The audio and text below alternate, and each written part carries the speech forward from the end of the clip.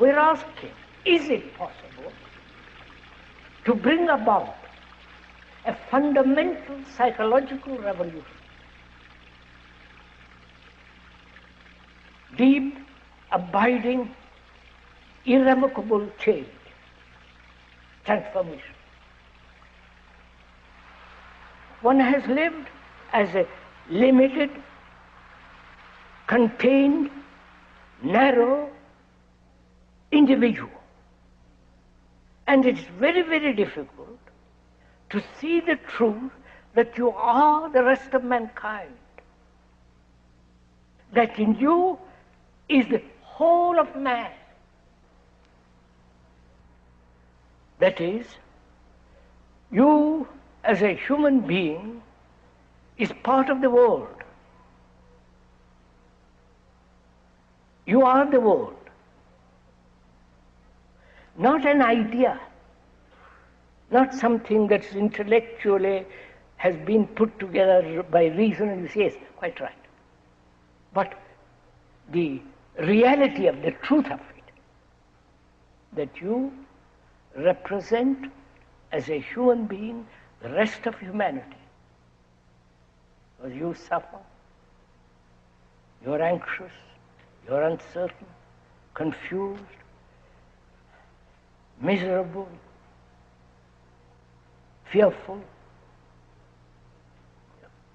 hurt, everything. And every human being has this.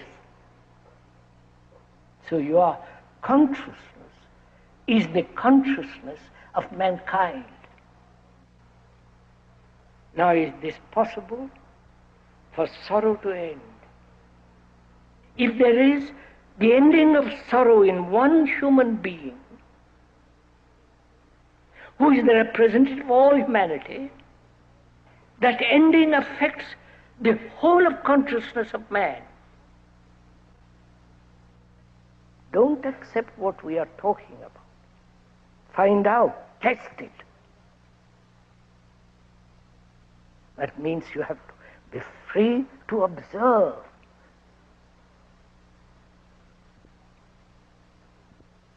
To observe without any wish, any longing, any pressure, any, to observe that is to observe a lovely flower.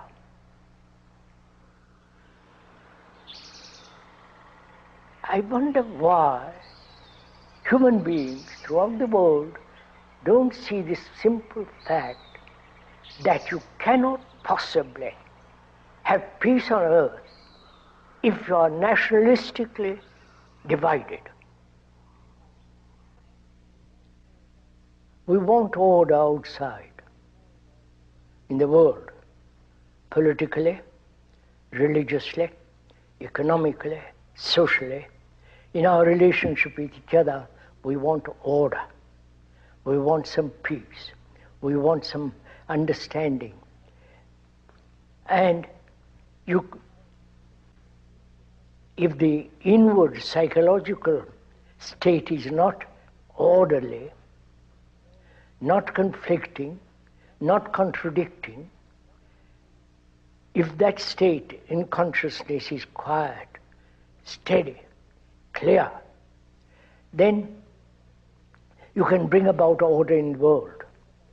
Now what we are trying to do is try to bring order legislatively, nationally, and so on, order out there in the world, which has been proved over and over again that totally brings about disorder.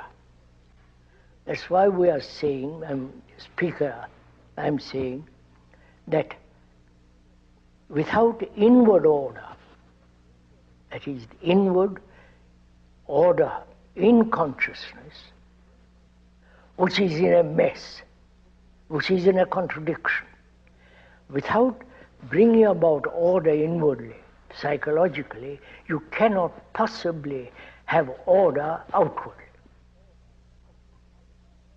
And the crisis is there. Within the crisis, national, economic, social, and so on. The crisis is not out there. The crisis is really inward, and we are unwilling to face that. And I happen to have said many, many years ago, which has so true, that there is no path to truth. Truth, according to them, is a fixed point. And if it's a fixed point, you can have as many paths as you like. But if it's not a fixed point, it's a living thing, moving. Movement in the sense in the world of no time, which is a different matter. Naturally, there's no path to it.